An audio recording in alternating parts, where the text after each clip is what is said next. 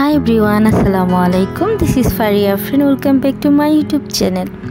আজকে তোমাদের দেখাবো রান্নাঘর ঝকঝকে রাখার 5টি সহজ টিপস। বন্ধুরা জানো, রান্নাঘরটা যদি পরিষ্কার থাকে তাহলে মনটাই অন্যরকম ফ্রেশ লাগে।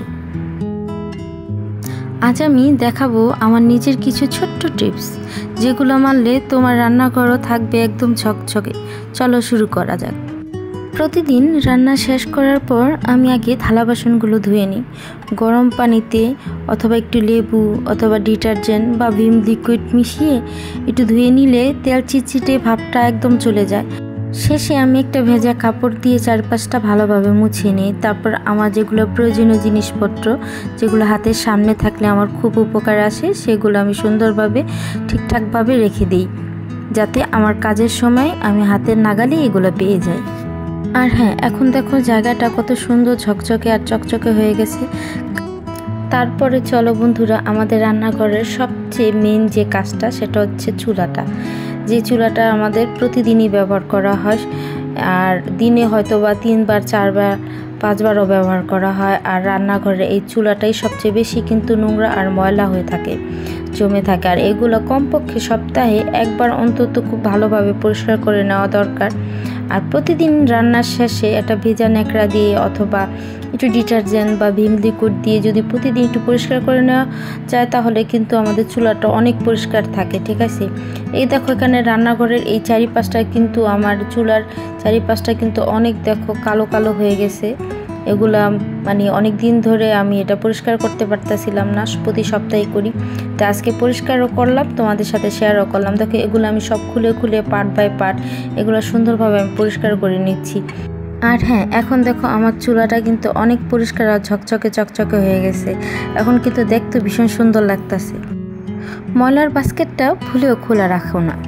আমি বাস্কেটের ভিতরে একটা পলিথিন ব্যাগ ঠিক এইভাবে করে রাখি, তোমরাও কিন্তু এভাবে রাখলে তোমাদের অনেক উপকার হবে।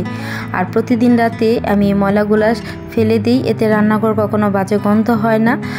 আর পলি দিয়ে রাখলে ময়লার বাস্কেটটাও কিন্তু নোংরাও হয় না।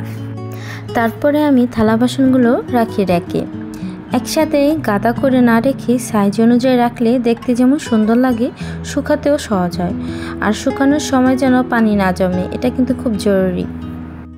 আর সব কিছু ঠিকঠাকভাবে রেখে দিলে হাতের সামনেই দরকার পড়লে সেটা কিন্তু পাওয়া যায়। সেজন্য আমি যে জিনিসটা যেখানে দরকার সেখানে সুন্দরভাবে রেখে দিচ্ছি। এতে আমার রান্নাঘরটা এলোমেলো দেখায় না, আর দেখতেও কিন্তু অনেক সুন্দর দেখায়। রান্নাঘরের চুলা আর সিঙ্ক এগুলো প্রতিদিনই পরিষ্কার করা দরকার। আমি এই সিঙ্কটা পরিষ্কার করি একটু সোডা অথবা লেবু অথবা ভিম লিকুইড বা লবণ দিয়ে মিক্সড করে, তারপর ঘষে ঘষে চকচক করে ফেলি। এতে গন্ধও চলে যায় আর সিঙ্কটা কিন্তু অনেক সুন্দরভাবে পরিষ্কার হয়। আর এইভাবে পরিষ্কার করলে কিন্তু সিঙ্কটা অনেক দিন পর্যন্ত পরিষ্কার থাকে, দুর্গন্ধমুক্ত থাকে।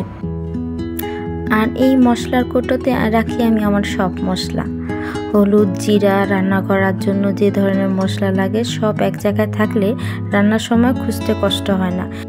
দেখো, একটু যত্ন আর নিয়ম মেনে চললে রান্নাঘরটা সবসময় এমন পরিষ্কার রাখা যায়। একটা পরিষ্কার রান্নাঘর শুধু ঘর না, এটা আসলে মনের প্রশান্তি দেয়। তাই প্রতিদিন একটু যত্ন, একটু ভালোবাসা, প্রতিদিন একটু সময় দাও তোমার রান্নাঘরকে, দেখবে গোটা বাড়িটাই কত সুন্দর লাগবে। এভাবে আমি আমার রান্নাঘরটা রাখি ঝকঝকে আর গোছানো। তো বন্ধুরা, এই ছিল আমার ছোট্ট কিছু টিপস। যদি কাজে লাগে একটা লাইক দিও, আর কমেন্টে জানিও কেমন লাগলো ভিডিওটা, আর তুমি কিভাবে তোমার রান্নাঘর ঝকঝকে রাখো সেটাও জানিও। আর যদি একটা ভিডিওর একটু অংশ যদি তোমাদের ভালো লেগে থাকে, তাহলে আমার চ্যানেলটা সাবস্ক্রাইব করে দিও। তো বন্ধুরা, ভিডিওটা এখানেই শেষ করে দিচ্ছি। আবার দেখা হবে নতুন কোনো ভিডিওর সাথে। আল্লাহ হাফেজ।